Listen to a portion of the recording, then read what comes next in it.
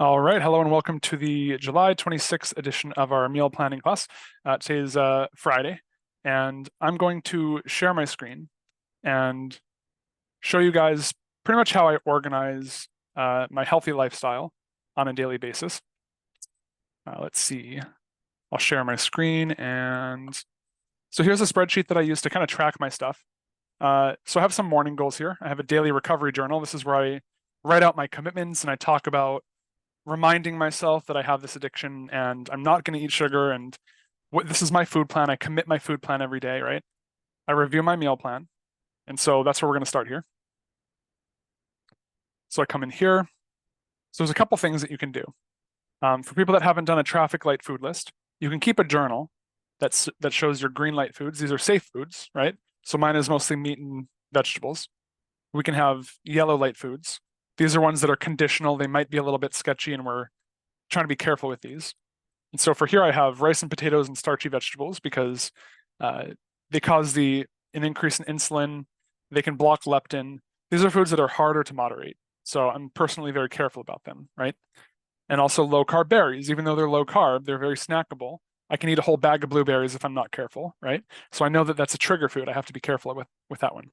And then I have red light foods. These are foods that are going to trigger us or make us feel really lousy. So anything that we have an intolerance to, if you eat eggs and it makes you feel, you know, gassy, for example, you might put eggs and then you just don't use any recipe with eggs. I have yogurt with artificial sweetener because it's like a drug to me. I'll have like 3 or 4 of them, even if I say I'm going to have one, and that's how I know that I can't control that, right? Protein shakes and powders, I'll end up turning it into some sort of dessert, and then I'll binge on that. And even cheese slices and cheese sticks and snackable sort of stuff. I can binge on cheese too. And so these are on my red list, and so I don't keep this stuff in the house. This helps to kind of organize how I want to build a food plan that I'm actually going to be able to stick to. If I had yogurt in my food plan, the sweetener in the yogurt would change my brain chemistry. It would demotivate me. I would not be willing to portion control. I would become an overeater, not because of a lack of willpower or discipline or motivation, but because of a physiological problem in my food plan. I have no problem at all having the motivation and the energy to track my food and commit my food every day and to follow the portion guide and to eat healthy. It comes very naturally. But I promise you, I have learned as soon as I have a single yogurt, all of that will go out the window within a week and I'll be binging wildly and I will not be tracking my food and I will not be writing it down and I will not be doing any of the things I'm supposed to do because the trigger food turns your willpower off, right? So it's really important to have a food plan that eliminates the trigger foods, or you will not stick to your food plan, regardless of the consequences of failing, right? It's not a lack of motivation. Everybody's motivated. Everybody has a lot at stake. It's a physiological problem with the food. So that's the first thing to go over is if you can't stick to your food plan, if you keep falling back into cravings, instead of blaming yourself and blaming your willpower and losing hope in yourself and thinking that you just can't do it, you got to look at the food and you got to figure out, is there something in my diet that is changing my brain so that I cannot stick with it? And if you take that out, you might be surprised that all of a sudden you don't need willpower. You don't need motivation. It's easy to stick to it because your brain isn't screwed up. And has anybody ever gotten off of sugar for like a month or 3 months and been like, wow, this is actually really easy. I don't crave it anymore. Has anyone ever noticed that? Because that's how it goes. When it's out of your system, you don't want it. You only want it because it's in your system. And it's literally in your gut, there are bacteria that feed off of sugar that come alive and they say, oh, we want more sugar. We want more sugar. And the gut communicates a signal to the brain that makes you crave. When those bacteria die because they don't have sugar to eat and they starve to death, they are not alive, which means they cannot talk to you. So the cravings disappear. It's really crazy how that works, but it's basically gut bacteria that send that signal to go eat sugar. And so it gets really, really easy once the trigger foods are out of the system. So the next step, once we understand, okay, these are the foods I'm not going to have, and these are the foods that I want to base my food plan around, right? So for example, the number one thing, guys, is protein. People talk a lot about fat and carbs, but you just want to build your whole plan around protein. And so I'll do an example here. I'm going to go to ChatGPT, which is the AI, sort of parses Google for all the information, right? And I'm going to give you guys an example. Create an 1,800 calorie food plan, including breakfast, lunch, and dinner. that has at least 40 grams of protein per meal, and no sugar, no flour, no grains, no dairy, no gluten, no soy. And let's see what it comes up with. Turkey and veggie scramble, grilled chicken salad, and you're going to notice a pattern here. Salmon and asparagus, tuna and veggie lettuce wraps,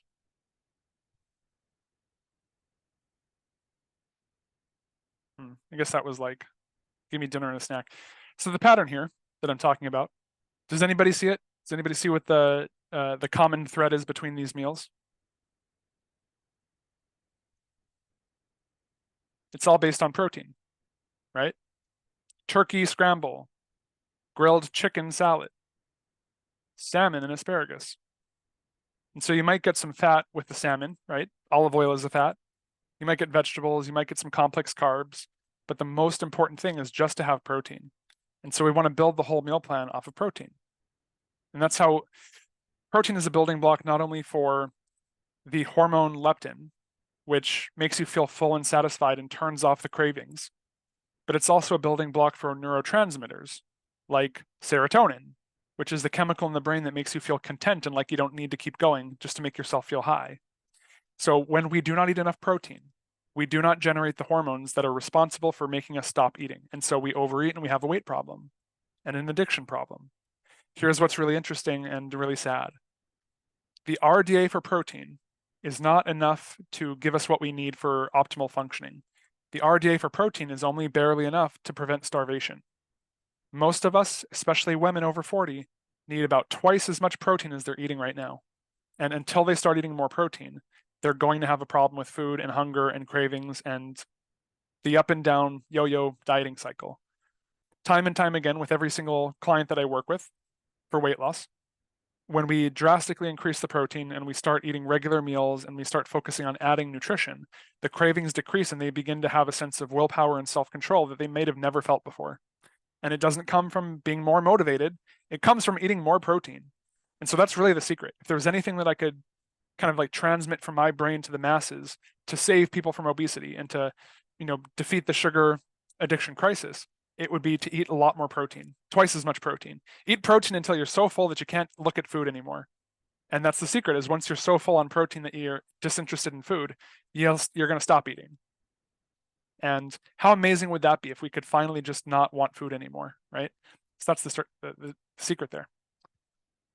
Okay, so something that we can do, and I think this is really helpful, whether you have a digital spreadsheet or whether you have a Rolodex with like little index cards that you can flip through and have some recipes, write down some go-to recipes. And this is where we can get into some fun stuff, which is actually sharing some. So I have a couple of websites here that I like to use. I have Keto Connect, I have Wholesome Yum, The Big Men's World, Diet Doctor. There's a lot more out there, of course. Those are just some of the ones that I've seen repeatedly over and over again as I've looked up healthy protein-based recipes. So, I memorize them and I just type them in when I'm looking for recipes. You can also use Carb Manager. They have some free ones. And I've written down a couple of breakfast ideas, right? So eggs and bacon or eggs and pork belly, kind of the same thing. Egg roll in a bowl, which is a couple of eggs with like ground sausage and shredded cabbage and some liquid aminos, right? And you can kind of do an egg roll in a bowl style. You can do chaffles, which is eggs and cheese that you do in a waffle iron, and kind of make a zero carb, zero flour sort of waffle or pancake. And so those are just a couple of the things I do. Normally I do bacon and eggs. I keep it really simple. I have the same breakfast every day, which minimizes willpower and it creates automaticity. And automaticity is the secret to consistent habits rather than getting confused and overwhelmed and always trying to figure out something different. So then it doesn't work out. It's like, if I know that I'm going to have eggs and bacon every single day for breakfast as soon as I wake up, there's no possible way I could ever mess it up because it's always the same. And I know that every week I need, if I'm going to do 4 eggs, I need 28 eggs per week. And I can organize my shopping list to where I get a pack of 16 and a pack of 12 makes 28, right? And I'm done. I get two cartons of eggs every week, and that's all of my breakfasts. So simple. Don't have to think about it. So that's how I personally do the breakfast. But let's get some examples here. Jeannie, what do you like to have for breakfast?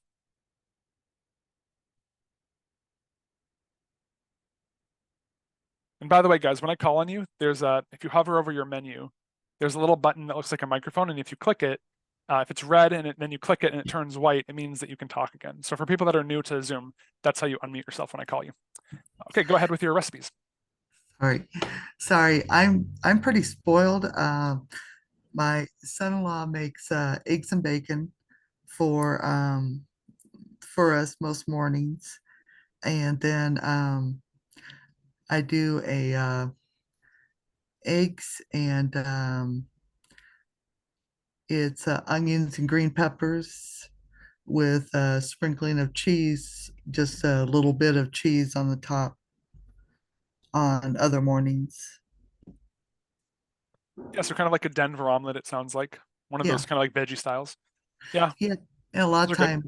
a lot of times it's just I'll make up chicken or pork chops, and then I'll always make extras, Mhm. and I'll just have leftovers for breakfast. So, Yeah. So dinner leftovers, whatever protein source, right? yeah, Sometimes I'll just make a burger because it's quicker to throw a burger in the air fryer than it is to stand at the stove and watch the eggs so that they don't burn. And so right, it's very, very easy to make it simple. And a lot of people are like, "Oh, I have to have breakfast food," but you don't have to have breakfast food. Sometimes I'll make a pork chop with vegetables and pesto, and that's normally what I have for dinner, but it works fine for breakfast too. A lot of the breakfast foods that are conventional breakfast foods are very low in protein. Outside of like bacon and eggs, if you do like pancakes or waffles or cereal, there's like no protein, right? mm, The the nutrient that makes us feel full and satisfied and gives us stable energy all day long so that we don't crash after lunch at work is, so many people are eating all sugar and all carbs that burn up very quickly. But if we have a protein based breakfast, if we just eat like a steak or a burger, you might be surprised that your hunger is satisfied all day, your energy is stable, and at the end of the day, if you actually eat meals and you don't just like skip food all day long and only start eating when you get home and then you binge, like most people, if they eat a big filling breakfast with protein, they do not binge at night. Regardless of their quote unquote motivation or willpower, if you do the right thing with food, you don't have a food problem. And so having like dinner leftovers, like leftover chicken, having a leftover burger, leftover pork chop, doing an omelet works really, really well. Here's the thing though. There's only so many protein sources, right? So eventually you're going to start running into the problem where you might feel like there's a lack of variety, but that's when you have to get creative with your types of proteins. And so you might do a chicken thigh, a drumstick, or you might do chicken curry, or you can do chicken salad, or you can do chicken fajitas. But there's only so many proteins, and so you got to get creative, right? So we have omelet with cheese and bell peppers. We have dinner leftovers. And Autumn, what's an example of a breakfast that you normally like to have? And you guys can also, by the way, if you want to share a breakfast that's not necessarily quote unquote healthy, but you want to figure out how to make an alternative that is healthy, then we can take like cereal and we can turn that into a healthier alternative, right? So Autumn, what's an example of a breakfast that you would like? I'd have to say eggs and some bacon or sausage. I'm not Yeah. really a breakfast eater, but I know it's because of what you say, not eating all day and then having the first meal be some crazy food, and then I'm like eating garbage the rest of the day until the night. Um, Here's the secret for you guys. If you do not feel hungry in the morning and then you feel insatiably hungry at night, try eating anyway. Wake up and have breakfast even if you don't feel like it, because you're providing protein and nutrients to your body that shut off the binge chemicals, right? The hunger chemicals. If you if you have a dysregulated relationship to food and your hunger signals don't work the way that they're supposed to, it could be a sign of leptin resistance. And leptin is the hormone that makes you feel full and satisfied. So if that's out of whack, you're not going to feel full or satisfied, but you're also not really going to feel hungry, which is kind of weird.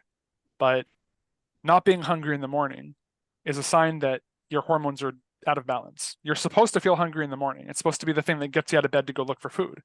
If you think about our ancestors, the caveman ancestors, right? And so when people start eating 3 meals a day at regular times so that they're putting nutrients into their body, we find time and time again that they just stop having a problem at night. And they don't have to like go for a walk or call somebody or drink water to fight cravings. The reason that they succeed is that they do not have cravings anymore. There's nothing to fight and it becomes easy. right? The only reason that we sabotage ourselves is because we have cravings and we have this thought in our head that we should eat something bad. What if that thought never came up and you just lived your life and you watched TV and you didn't have any reason to self-sabotage, right? So super, super helpful if we just plan a breakfast, a lunch, and a dinner, and even if we're not hungry, as long as you're not eating to the point where you throw up because you're so stuffed, you can eat if you're not hungry. That's okay. Because the alternative is you're going to overeat. And it's better to eat when you're not hungry than to eat way too much. Jeannie says, make hard-boiled eggs. Yeah, you can do hard-boiled eggs. And so again, if we look down the list, it's all just proteins. And you can do steak and eggs. You can do a pork chop. You can do chicken fajitas, right? Anything that's protein oriented. And there's plant-based proteins too, right? You could do eggs with beans and cheese. You could do like a tofu scramble if you want to do plant-based. But there's all these different proteins and we just want to build our entire food plan around protein. If you follow like fitness influencers and if you follow, people that are very very into nutrition, the common thread is that they're all protein based and they're all whole foods based. And their food plan looks very simple. It looks limited in some ways. Yeah, we're eating a lot of eggs. We're not eating cereal. We're not eating pancakes. We're not eating waffles necessarily. But the reason that it looks limited is because most of the variety that people eat is full of sugar and flour and makes them sick and diabetic and makes them die young and leave their grandchildren without getting to know them, right? And we know this. And so all of the variety that people like to cling to and insist upon is actually not good for us. The proper kind of variety is eating real food that nourishes our bodies and gives us energy and balances our hormones, and adding some different spices to the omelet, right? And that's just the reality. I hate to break it to people, but if you want to be really successful, you have to accept a little bit of boredom. I have the same meal every single day. And yeah, I don't get to have cereal and waffles, but you know what's really cool is I don't crave them, I don't miss them, and I'm not wildly addicted and beating myself up and hating myself and worried that I'm going to die young. And so it's a good trade-off in my opinion. So we have a lot of breakfasts here. And how about some lunch ideas? This is where we usually get a little bit more variety because we tend to think of breakfast as like an omelet, but lunch and dinner, we can start doing a little bit more interesting stuff. So over here, I have tuna salad, I have taco salad. We can even do, obviously, like chicken salad, right? Any of those proteins. We do steak salad. We have egg roll in a bowl. We can do some ham pinwheels, which is ham and cheese and cream cheese. We can do, what did I have before? I covered something up. Oh, Big Mac salad. We can do Big Mac salad. We can do, like steak and veggies. We can do pork chops and veggies. We can do a chef salad. We can do Caesar salad. So Jeannie says lunch roll up, meat with cheese and a pickle and finger veggies. Yeah, which is pretty much the ham pinwheels, right? It's like we'll do ham pinwheels / cheese roll up.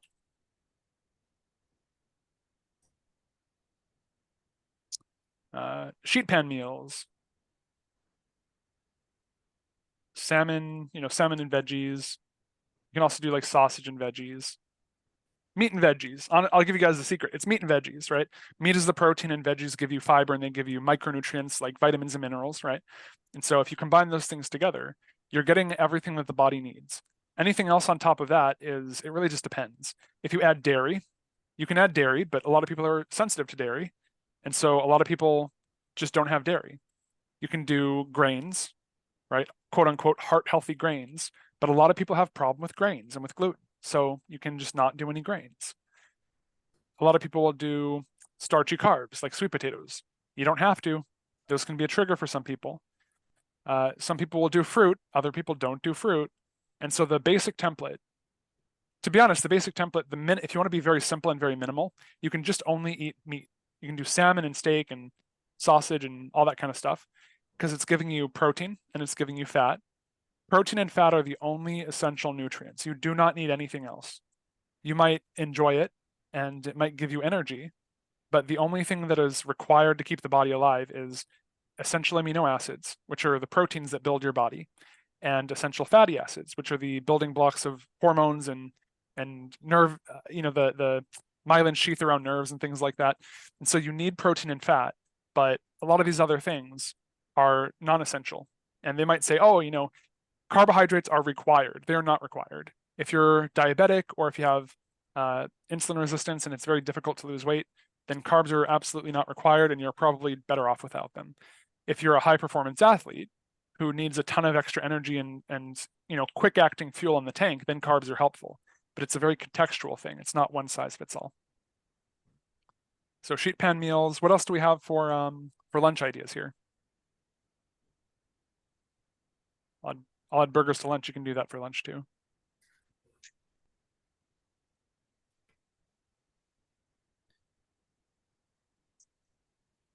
Any other ideas?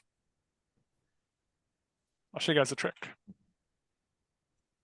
Based on what we're into, we can use ChatGPT or we can use Google and look up you know, recipes or blogs. And let's do something like this. Show me 10 ideas for fun lunch recipes that are quick, kid-friendly, quick to make, and have at least 30 grams of protein. No sugar, no flour. And let's say you have Hashimoto's or you have thyroid conditions. Some of the trigger foods there are dairy, gluten, and soy. So as an example, we'll say no dairy, no gluten, no soy. And it's going to give us ideas. So turkey and avocado lettuce wraps, chicken and veggie skewers, tuna stuffed bell peppers, egg salad lettuce wraps, shrimp and avocado salad, beef and veggie stir fry. You could even do some old favorites. Like if you like Chinese food, you like to get the beef and broccoli, you can do that homemade. If you like orange chicken, you can figure out a sugar-free version, right? Turkey and spinach roll-ups, chicken and avocado salad, taco salad, salmon and cucumber boats. So you can get all these different ideas off of the internet. You can also go to Carb Manager and we can go to recipes. And we can go quick and easy recipes. And so we have a Philly cheesesteak skillet, which is like mushrooms, bell peppers, onions, steak and cheese. I make this one. This one's really good. Keto chicken and cauliflower cheese bake. You can do bacon wrapped chicken thighs with cheddar sauce. You can do a breakfast burrito casserole. That sounds pretty fun. So there's all these kinds of things that are they're like interesting and they're indulgent and they feel like a little bit of a party, but they're not full of the addictive stuff that's going to make us sick, right?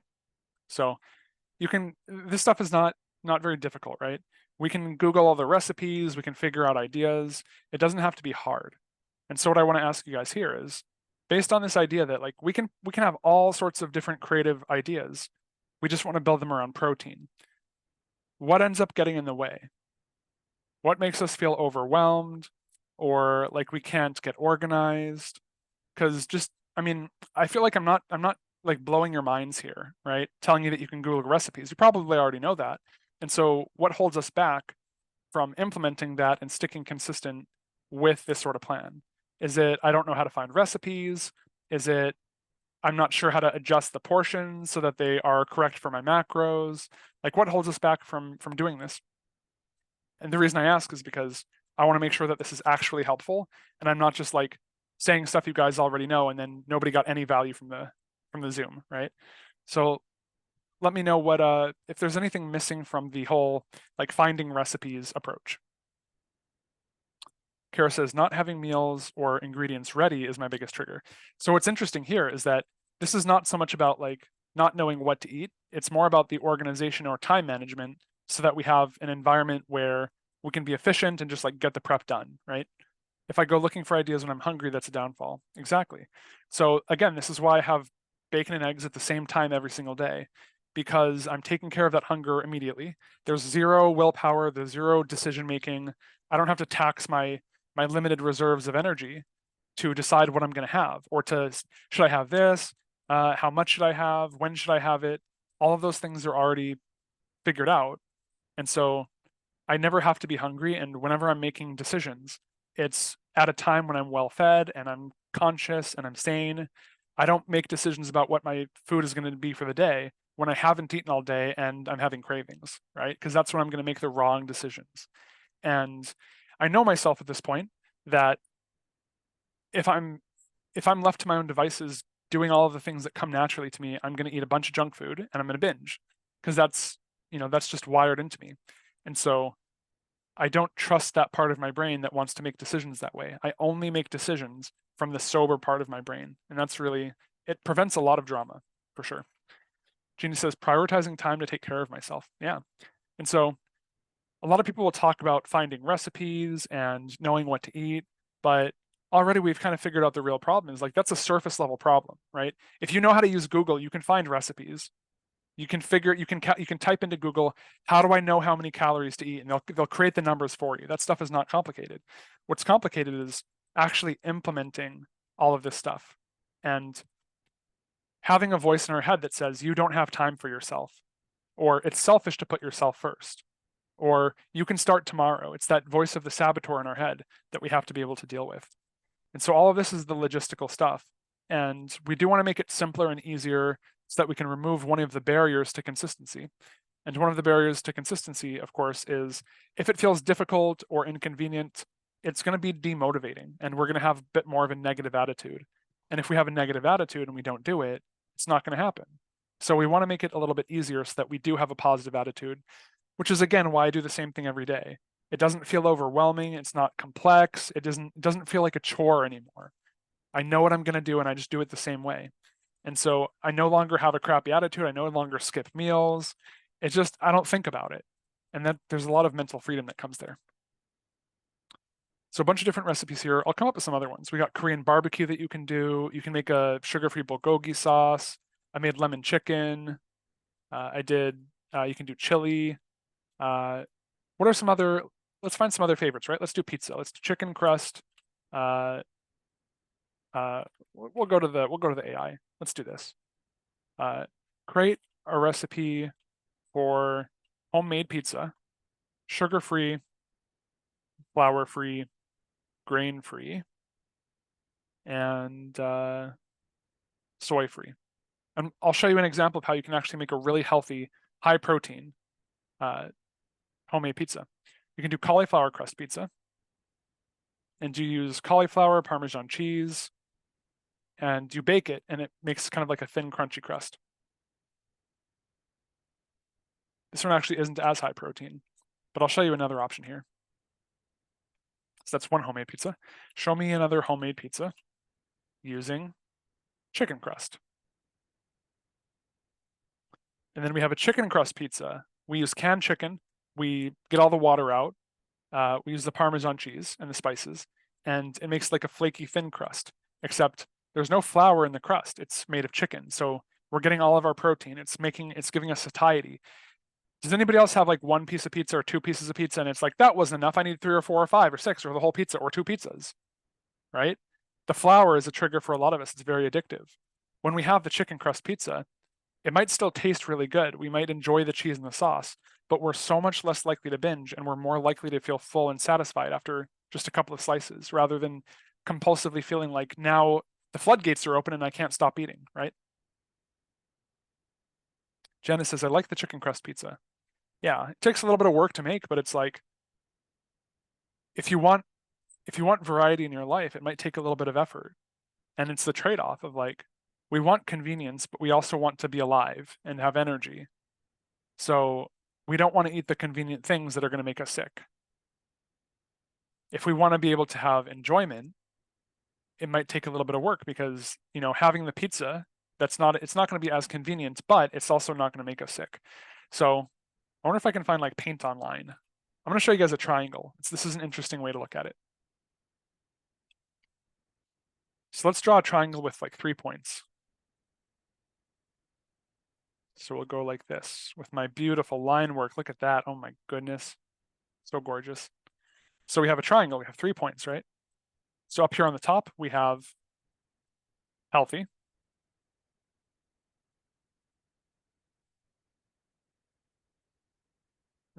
We have healthy. Over here on this corner, we have convenient. And then over on this corner, we have fun and indulgent, right? So here's the secret, guys. I bet some of you know what I'm going to say. Healthy, convenient, fun, and indulgent. Here's what we can do. Pick two, right? Pick two of these. It can be healthy and it can be convenient. For example, bacon and eggs every single morning. But maybe it's not the most fun thing in the world. I'll give you that one, right? It can be healthy and it can be fun and indulgent. We can make a healthy pizza. It's just not going to be that convenient. It can be fun and indulgent and it can be convenient, right? We can go out and get pizza with our family, but it's not going to be healthy. And so we have to figure out a balance. There might be some things that, achieve all of these at the same time. I would say that, for example, if I meal prep, taco salad is healthy. It is fun. It's really tasty, and I can do Taco Tuesday for dinner, and it's satisfying. And because I prepped it, it is convenient, right? But of course, it's never going to be as convenient as ordering DoorDash and having them drop it off at your house. And I still had to originally put in the work of meal prepping. But the thing is, if we really want to have high self-esteem and to live our best life, it's not just about how we look. It's not just about losing weight and being smaller. It's about being the type of person that can be self-sufficient, who can be mature and grown up, take care of ourselves, do the things that we know we're supposed to do, and stop living in a constant state of friction and guilt that we are not living up to our potential or taking care of ourselves like we're supposed to be, like we know that we're supposed to be. And yet we keep procrastinating and making excuses and putting it off. That's what causes such low self-esteem. It's a very helpful guilt that says you should be doing better.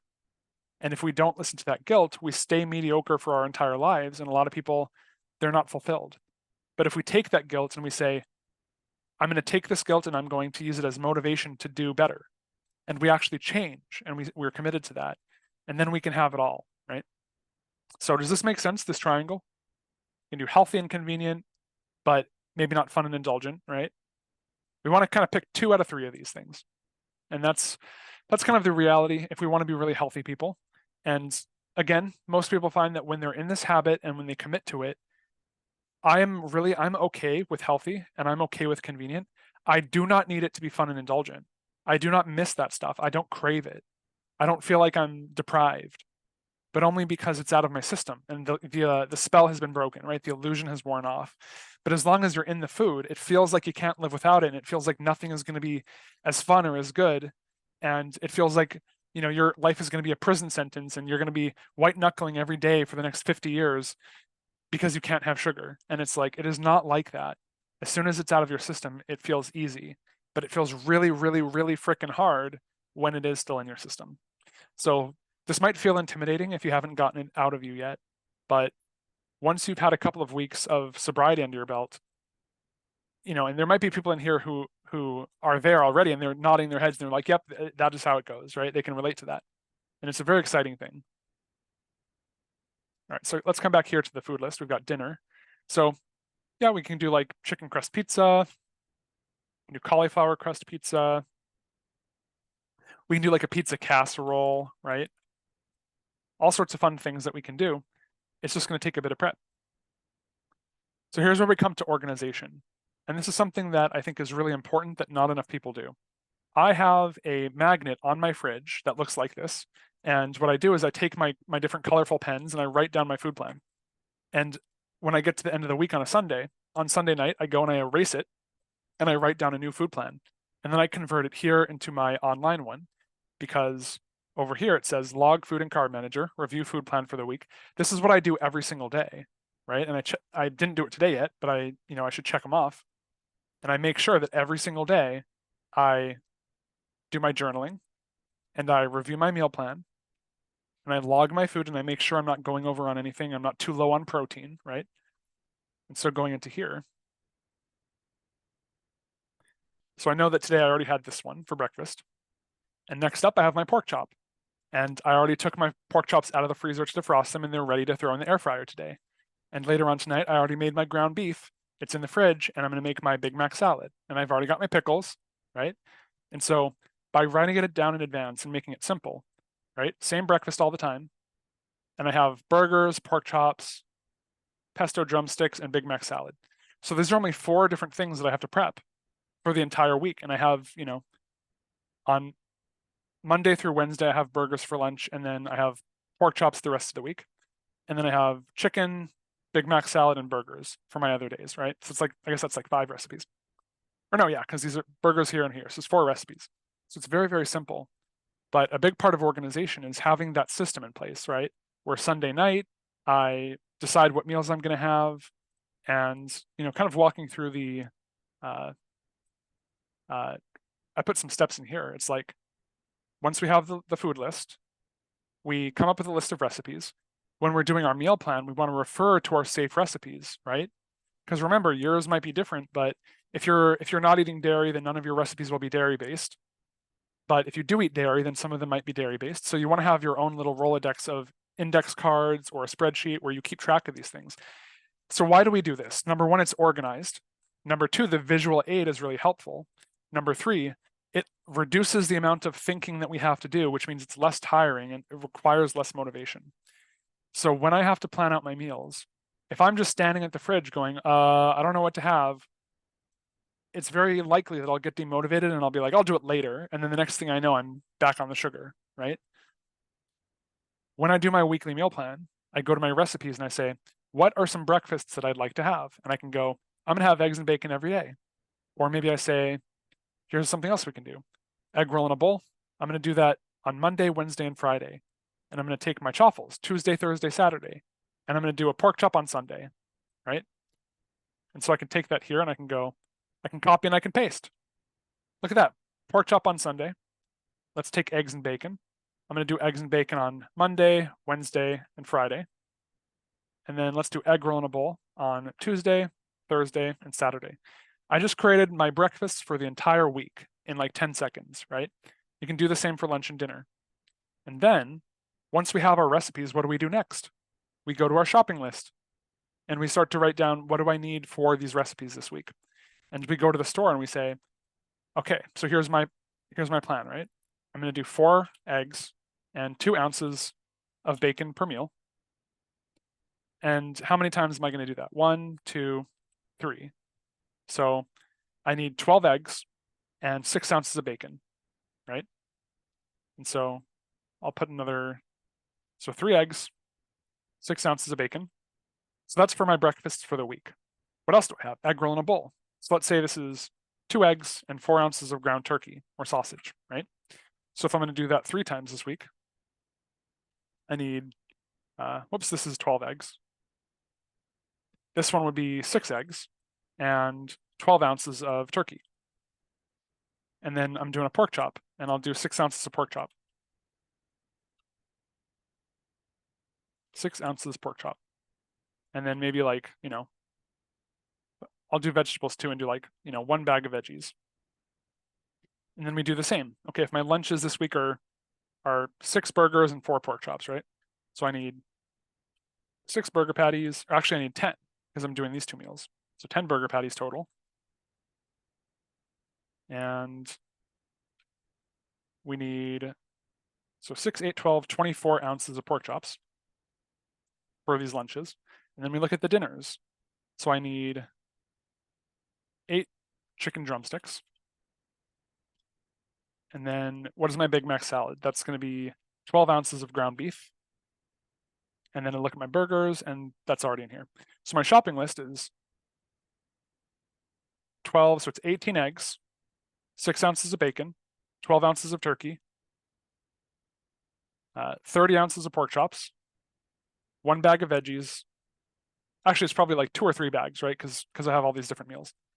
10 burger patties, 8 chicken drumsticks, 12 ounces of ground beef. So what do we have in common with all of these things? Why is this so simple?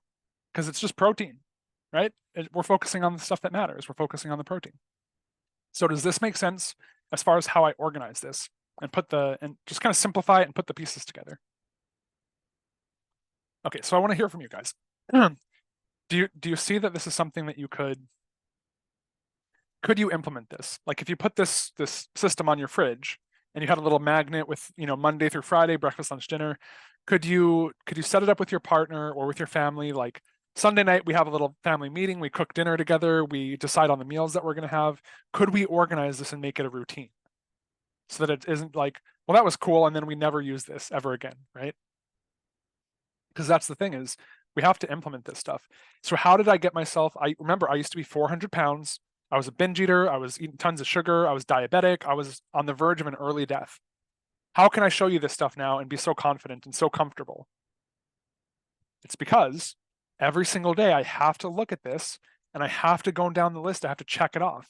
What happens if I don't do my stuff, right? If I'm seeing big holes in here, it gives me that feedback that's like, okay, on Thursday, I didn't do any of the stuff. What did I miss on Thursday? If on Friday, if I never review my meal plan, maybe I should start reviewing. It's the reminder. And something else that I do. And again, this is removing one of the barriers, one of the obstacles. We go in here and how do I log my food? First thing in the morning, all I have to do is I click it and it takes me to log my food. And then I can type it in here, right? So I typed in eggs, pork belly, pork chops, broccoli, Big Mac salad. I have the right amount of calories. I hit my protein. I didn't go over my carbs because I logged it and I adjusted the portions, right? This would be way harder to do if I had to remember at some point throughout the day to randomly go to Carb Manager and log it. I do not expect myself to have motivation or to remember. I have a prompt, I have a cue. It says, go log your food, and I have to check it off the list. And that gives me like tactile feedback that I have done the thing that I'm supposed to do. Not everybody likes spreadsheets, but we have to have some kind of system. Otherwise things won't get done, right? If we want to be organized, if we want to follow through on these things, it's more about having a system than it is about having motivation. Because somebody said before, that was like, I don't prioritize time to take care of myself. You're never going to wake up one day and be like, you know what, I'm going to go put myself first and I'm going to go and like do a bunch of chores. Our brains do not work that way. That's why it's never happened over the course of our lives. I don't want to prioritize time to take care of myself either. If I didn't have this spreadsheet, all I would do is watch YouTube and play video games. So how do I get anything done? It's because I have a system. I have a system that I follow, and I go down the list, and it has trained me to have discipline and to have organization. The way that I prioritize taking time for myself is not that I have motivation to do it. It's because I'm organized. And the only reason that I'm organized is because I've put something into my day-to-day routine that is right in front of my face and I can't avoid it, right? I can't possibly miss this. It's literally in my calendar. The first thing I do in the morning is I open this up and I start going down my list and checking things off, right? I'm not always good at checking them off because I do this stuff in the morning and then I work the rest of the day and I forget to log this stuff and then I have to come back and do it later. But this stuff is like, this is where I'm at today, right? I didn't get my steps yet, but I've done all of this so far. Actually, I didn't take my supplements yet, but you know what? Good thing I have this checklist, and here are my supplements. Now I'm not going to forget, right? So let me click this little button here, and I'll take my supplements. But having some sort of organizational system is really, really important. And if you don't have that, it might be time to start, especially if you're in your 60s and you don't have a calendar and you don't have any sort of daily checklist. You know, if you want to be super productive and make your retirement amazing, it might be time to get a little bit more productive. All right, let me catch up on messages here. BMS is Big Mac salad. Yep, so it's basically a Big Mac from McDonald's, except there's no bun and you put it on a salad and it's homemade, so there's no garbage ingredients. Jeannie says, can we see your checklist? Jeannie, do you mean this checklist here? Yeah. So coming up with something like this where, if you want to get 10,000 steps, if you want to be able to if your goal is to not eat sugar for a week, then have something like this where every day before you go to bed, you click the little box and you say, hey, look, I'm 6 out of 7 days with no sugar. Or hey, I'm 5 out of 7 days with no fast food. And it gives you a visible, tangible thing to measure. And then every day when you click it, you go, tomorrow I'm not going to do fast food or sugar either. So that I can click my little checkbox and it's going to give us that little boost, right? Okay, so Autumn says, yes, I could. I will go over my meals with your spouse, make your own plan, meals based on protein, so I don't have to cook different things. Yeah. So if we go back here, people complain and they object a lot because it's like, I don't want to have to cook multiple meals for everybody in the house. You shouldn't. That's a horrible idea. You're not going to be successful if you try to do that. So you say, I don't want to. You don't have to, right? If you go to your meal plan, do you think that your kids would be happy with a chicken pizza? If you made a homemade pizza for your family, would they eat it if it was pizza? They probably would. You don't have to make a chicken pizza and order a pizza. Just make the chicken pizza and give them some. Or what if you do a pork chop and your husband wants a potato? Make a potato on the side for him and just put it in the microwave, put it in the oven, and both of you have a pork chop or a steak. You don't have to make multiple meals. At the very most, all you might have to do is if you're doing low carb, you might add a carb on the side, right? But if they're eating junk food and you're the only person in the house that eats healthy, you're a leader in your house, and it's up to you to lead by example and to say, I'm not the only one that's going to eat healthy. If I'm cooking, you're eating what I cook, and I'm eating, like, you can go and you can make your own food, or you can eat the salad that I'm preparing, or you can eat the healthy casserole that I'm making. But I'm not going to make you, frozen pizza and curly fries, and then cook a whole, do a whole thing on the side for me. I'm going to make the pork chops and the vegetables, and you can have dinner with me, or you can make your own food. And if you can lay down the law and have that boundary there, you don't have to have the obstacle of being too busy to cook multiple meals. Nobody who's successful cooks multiple meals. Do you think that any of the people you've seen that lost all the weight and kept it off did it by cooking multiple meals? They're busy too. They don't have time either. They're not motivated or have energy either. They just don't force themselves to do the things that you're trying to force yourself to do, right? They don't use that as a barrier to their success, right? And so we want to make it, people are lazy by default. We want our plan to allow us to be lazy and to not have to think about it or stress out about it. If we can make a healthy plan, and this is why prepping is so helpful. If we prep, then we can have 3 or 4 days in a row where it's not inconvenient, right? But if you never prep, you're going to have to order fast food because it's convenient. So the prepping becomes the thing that allows you to resist the cravings, right? And so this is not a willpower thing. It's not a motivation thing. It's a organizational thing. If you're organized, you don't have to have motivation. And that's the secret for how I've done it, because I sure as hell am not a very motivated or high willpower person. That's why I was 400 pounds and diabetic, right? The difference is that I fell in love and I got kind of obsessive over having a really, really good system. And I fell in love with it. I feel good about myself, and I get self-esteem from having my system and doing the right thing and seeing that I've actually checked my stuff off the list, right? And so that's where I'm getting my dopamine now instead of from sugar. Jeannie says, good idea. Plan for when you can do it and order groceries for pickup. Yeah. So if it takes you time to go and shop for healthy groceries, do the delivery service. If you don't have time to cook, throw everything in a crock pot and go to ChatGPT and you can say, how can I meal prep 1 week of healthy lunches and dinners where every meal is at least 30 grams of protein, no sugar, no flour, no grains, no dairy. And here's what else you can type in. Show me the ingredients, the shopping list, the instructions for each recipe, the total calories and macros, and in addition, give me a step-by-step guide for how to batch prep all of these recipes in 2 hours on a Sunday. And so if we type this, get really specific for how we want this done, let's see what it comes up with. So we have a weekly meal prep plan for lunches and dinners. There's 30 grams of protein in every meal. There's no sugar, no flour, no grains, no dairy. So one of the recipes is turkey meatballs with zucchini noodles, chicken and vegetable stir fry, baked salmon with asparagus.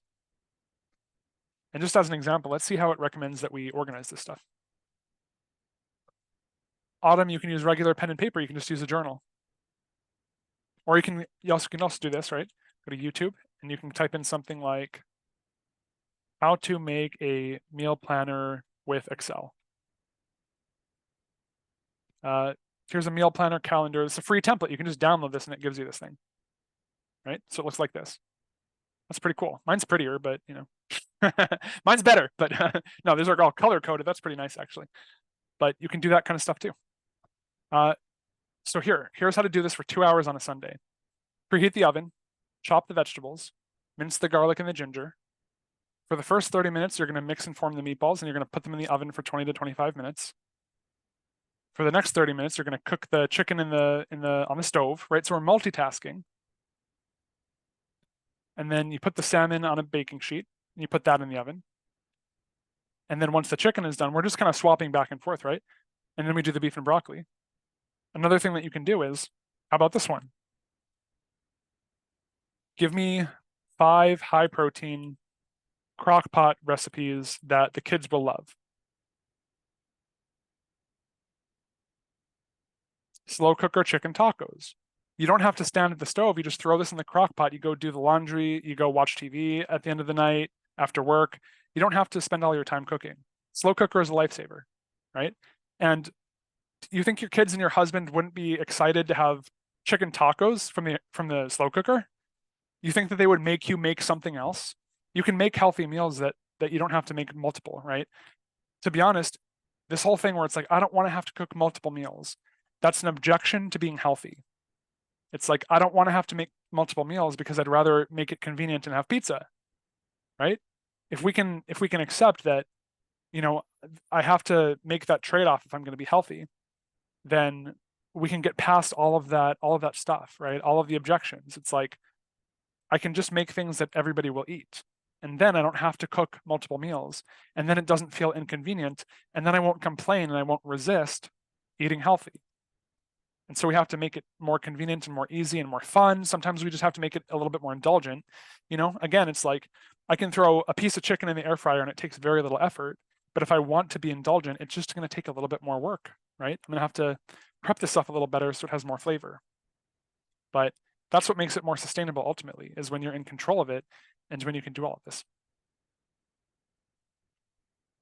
Okay, so let's see. So that's an example of how I organize this stuff. But even just writing it down on the fridge or having a little notebook and you say, you know, today, you know, after dinner, you say, tomorrow I'm going to do, you look in your fridge, tomorrow I'm going to do eggs and bacon. Oh, but you know, I only have 3 eggs left, so I have to go to the store tomorrow. So I'm going to do, you can make those adjustments because you're looking ahead, right? And so you might say, I'm going to do, you know, eggs and bacon. You know, I have a couple burger patties. And then you can make a note and say, oh, I only have 2 burger patties. So what am I going to do? I'm going to go onto my calendar, and for Tuesday after work, I'm going to have a reminder to stop at the store and get more burgers. That way I can finish my plan. If I wasn't organized and if I didn't make a point to add that stuff to my calendar, I would forget, and then I would get home and I wouldn't have anything for dinner, and I would have to order some junk food, or you know, whatever it is. And so that puts us at risk of falling back into inconsistency. And the way that we get ahead of that is by being proactive. And sometimes it requires us to learn how to do a calendar. And if you don't know how to do that and you're in your 60s and you're like, I'm not very tech savvy, this is what we call a limiting belief. Guess what? You can go on Google, on YouTube, and you can type in how to use a Google Calendar. And you can literally just watch something and it'll teach you. You can learn anything on the internet these days. It's amazing. It's so cool. But if you've struggled and you haven't been able to be successful, there's nothing wrong with you. It's not that you can't succeed. It's not that you're broken and you can't be fixed, but you're lacking some essential life skills like time management or organization or communication skills and setting boundaries with your family. And all of these are things that can be learned, right? And that's a really exciting and inspiring thing, is that we can get better as people. We can become smarter. We can become more disciplined. We can become more structured. And that's where we get the self-esteem. If you want to lose weight so you look better, that's one source of self-esteem. But taking charge and taking ownership of your life and being more organized and setting goals and getting structured and making commitments and doing things this way, so you can prove to yourself the way that I do, you know, going down the list. And when I check these things off every single day, I get a huge boost to my ego, right? I'm like, look at me being consistent. And if I ever have any new goals, right, if I want to take this down over here and I want to go, you know, let's say I wanted to quit smoking, for example. I already did because I'm awesome. And I know this stuff. I know my stuff, guys. I'm very good at this stuff. But if I wanted to quit smoking again, I would do the same thing. I would go, on Monday, did I have a cigarette? No. Boom, I got a Monday. Tuesday, did I have a cigarette? Nope. Tuesday. And I'm already creating motivation, because you bet your booty, I want to get to 7 days in a row where I didn't have my cigarette. And that's how we create habits, right? Okay. So now that we've gone through all of that, I want to check in with you guys. Is there anything that we missed, that we didn't cover, that still makes it hard to like organize ourselves, that makes it hard to figure out recipes? Like, what else can we cover before we go for the day that's going to support you guys in being really happy and really confident with your plan this week?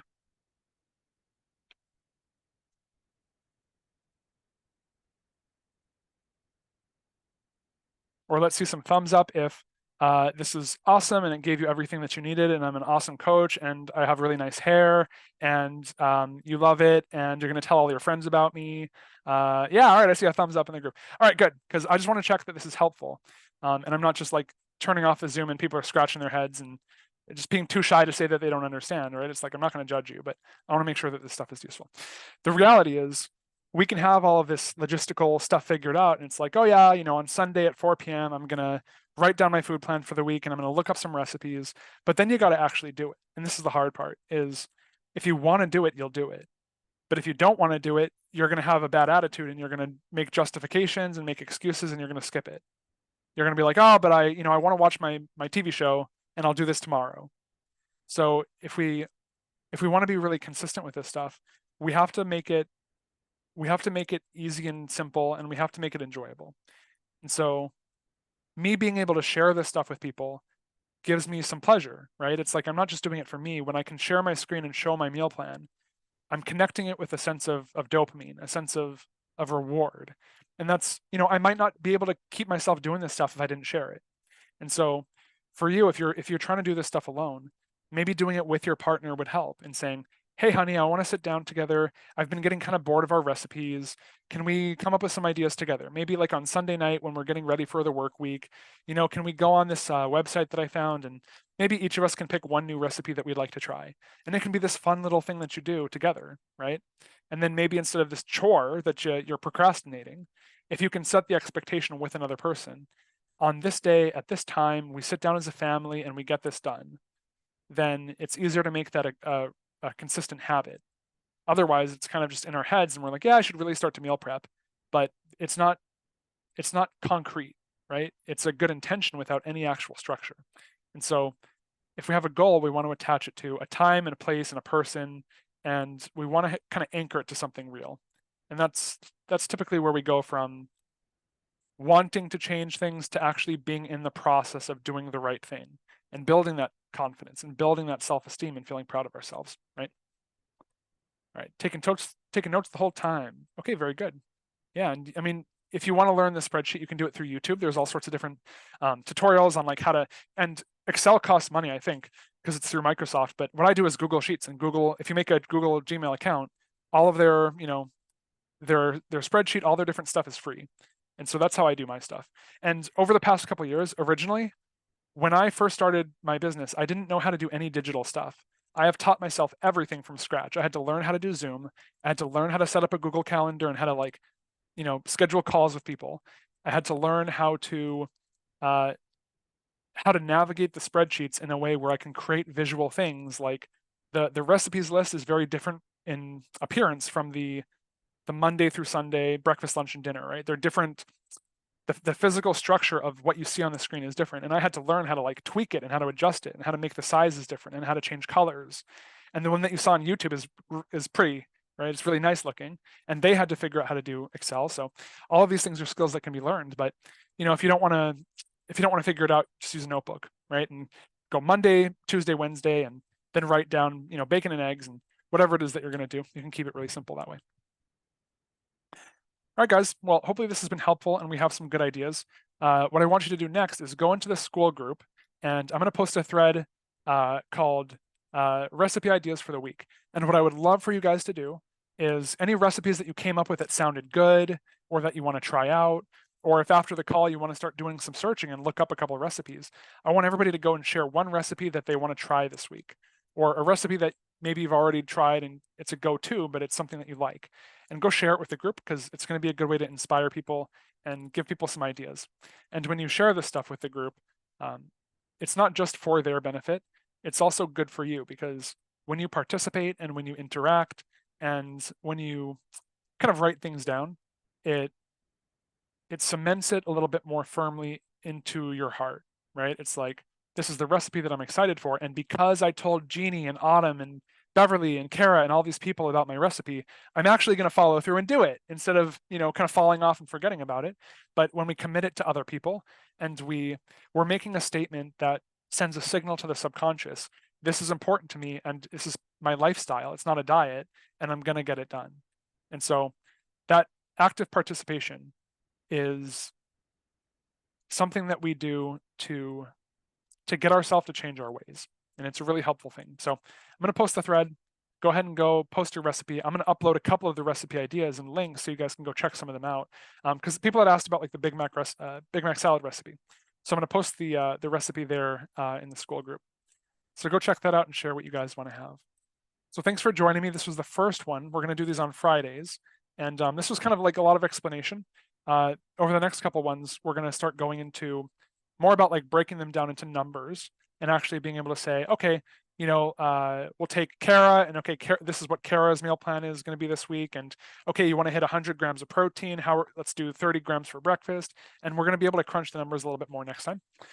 So if you want to come to the Friday one next week, it's 5 p.m. Eastern. If you guys have friends or family that are trying to get healthier and they want to learn about this stuff too, you can invite them and give them the Zoom link, send it to them in a message, tell them about the school group and the boot camp. That's free too.